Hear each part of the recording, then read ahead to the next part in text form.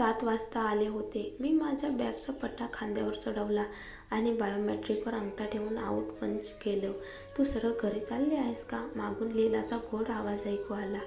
तिचं swig bag ती व्यवस्थित लावत होती. मी डोकं हलवत बाजूला सरकले. तीही आपली टाईम आऊट करावी म्हणून ती अंगठा ठेवून स्कॅन करत असतानाच मी उत्तर दिलं, हो चल मग बारमध्ये जाऊया आणि मजा करू. उद्या तरी आपली सुट्टी आहेच. लीलाच्या डोळ्यात उत्साही चमक होती. क्षणभर तिच्या उत्साहाने मी डळमळलो. बार, पार्टी, सुट्टीचं वातावरण हे सगळं मोहून टाकणारं होतं. पण काही क्षण विचार करून मी नकारार्थी मान हलवली. नाही लीला, मला खरंच जमणार नाही, सॉरी. तिच्या चेहऱ्यावर लगेच निराशा उमटली. का? ती पुटपुटली. लहान मुलासारखी ओठ पुटपुटत ती गळा खाकरला. माझ्यासाठी लीलाला काहीही लपवायचं नव्हतं. मला अर्जुन मॅन्शनमध्ये जायचं आहे. काही कपडे घ्यायचे आहेत. मी स्पष्टपणे सांगितलं. लीलाच्या डोळ्यात आधी आश्चर्य, मग संशय. हे सगळं उद्याही करता येईल ना? आपली सुट्टी आहे मग. पण मग ती एकदम थांबली. चेहऱ्यावर त्या टिपिकल माझी मैत्रीण मला खोटं सांगते असा लूक उमटला. मला खरंच सांग, तुला तिथं जायचंय का की त्याला भेटायचं आहे?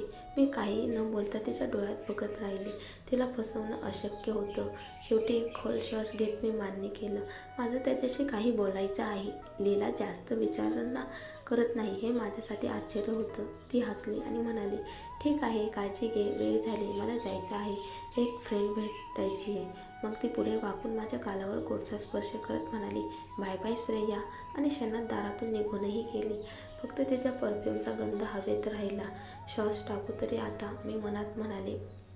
लीला थांबली असती तर नक्की माझा इंटरोगेशन झाला असता. आज ती सुटली, पण उद्या? मी भिंतीला हात लावून शूज काढले आणि फ्लॅट सँडल घातले. काय सुखद हाय हिल्स म्हणजे शिक्षा होती. ब्लॅक शूज मी माझ्या बॅगमध्ये ठेवले आणि झपाझप दरवाजाकडे गेले. हॉटेलच्या बॅक डोअरने बाहेर पडलं. बाहेर गारठा होता. अंग झाकण्यासाठी काहीच नव्हतं. जॅकेट विसरलं का? मी स्वतःला विचारलं, पण लगेच आठवलं, ते जॅकेट अर्जुनच्या मॅन्शनमध्ये आहे. मी बाजूला उभं राहून टॅक्सीची वाट पाहू लागले. आकाशाकडे बघितलं. तारे चमकत होते. चंद्रप्रकाशात प्रेमी युगुल फिरत होते. काय सुंदर रात्र होती. एक चित्र जणू. तेवढाच कारचा हॉर्न. टॅक्सी थांबली. मी पटकन आत चढले. ड्रायव्हरला पत्ता दिला. अर्जुन मॅन्शन. गाडी निघाली. मनात विचारांची गर्दी. मी त्याच्याकडे नेमकं काय विचारणार आहे? माझा मेंदू पूर्ण रिकामा झाल्यासारखा वाटला. डॅम, मी पुटपुटले. त्याला भेटायच्या विचाराने माझं धैर्यच कळून गेलं. थोड्याच वेळात टॅक्सी एका भव्य लोखंडी गेटसमोर थांबली. चकचकीत सिल्वर रंगाचं. मी पैसे दिले आणि टॅक्सी सोडली. एक क्षण वाटलं पुन्हा गाडीत बसावं आणि घरी परत जावं, पण नाही. आज मी मागे फिरणार नाही. नमस्कार मॅडम. राकेशने मला अभिवादन केलं. त्याचा आवाज सौम्य पण अधिकृत होता. त्याने गेट उघडला आणि मला आत जाऊ दिलं. मग ते पुन्हा बंद करताना त्याने एकदम दक्षतेने कुलूप लावलं. राकेश अर्जुनच्या कुटुंबाचा सिक्युरिटी हेड. तो माझ्यापेक्षा 2 वर्षांनी लहान असला तरी त्याचे तीव्र निळे डोळे आणि गंभीर देहबोली त्याला वयापेक्षा प्रौढ दाखवत होते. तो नेहमीच सौम्य होता, पण एक मजबूत अदृश्य भिंत त्याच्या भोवती होती. जणू कोणालाच आत टोकू द्यायचं नाही. 4.5 वर्ष झाले त्याला या मॅन्शनमध्ये काम करताना, पण आजवर त्याला हसताना मी कधी पाहिलं नाही. नमस्कार राकेश, मी शक्य तितका शिष्टपणे उत्तर दिलं. तो जवळपास 6 फूट 2 इंच होता. कदाचित अधिकच. मला त्याच्या डोळ्यात बघायला मान वर घ्यावी लागत होती. अर्जुन आत आहे का? मी कुजबुजत विचारलं. जणू माझं बोलणं कोणी ऐकू नये. क्षणभर त्याच्या चेहऱ्यावर संशयाची छटा उमटली, पण तेवढ्याच क्षणात ती नाहीशी झाली. पुन्हा तो त्या नेहमीच्या कठोर भंगहीन चेहऱ्यावर आला.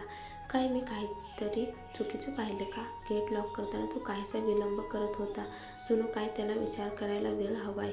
हो, मिस्टर अर्जुन आत आहे, त्याने शेवटी उत्तर दिलं.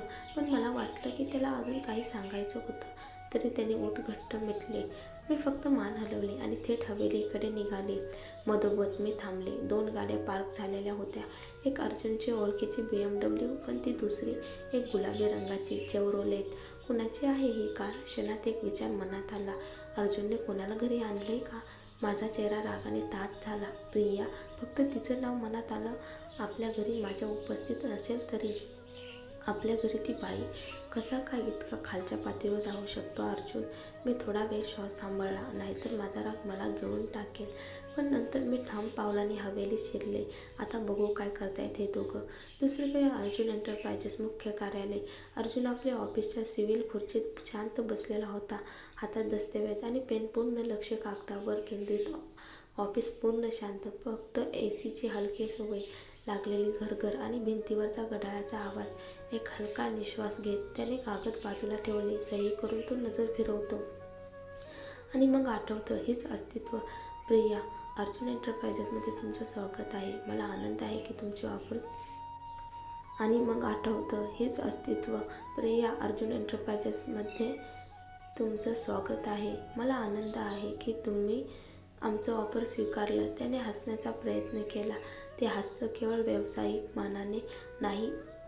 प्रिया हसली. ती खुर्चीत मागे सरकली. पायावर पाय टाकताच तिच्या ड्रेसचा तळ असा वर सरकला की त्यातून तिचं रेशमी अंतवस्त्र क्षणभर चमकलं. अर्जुनने लगेच नजर दुसरीकडे वळवली. त्याच्या मनात आलं, श्रेया कधीच अशा कपड्यात दिसली नाही. मला लगेच स्वतःला आठवण करून दिली, लवकरच माझी पत्नी. मला तुमच्यासोबत काम करायला आनंद होईल. अर्जुन, प्रिया हळू आवाजात बोलली, जणू मृत्यू संगीतात. क्षणभर अर्जुनला वाटलं, या संवादाने तो श्रेयाला विसरतोय. कदाचित. त्याने नेहमीसारखे हस्तांदोलनासाठी हात पुढे केला, पण ती उठली नाही. ती छातीसमोर हात घालून बसली. तिचा ड्रेस आणखी घट्ट होत गेला. तो संतापून गेला, पण मनात तहान लागले आहे. प्रिया कुजबुजून म्हणाली, पण तिला पाणी नको होतं. तिच्या डोळ्यात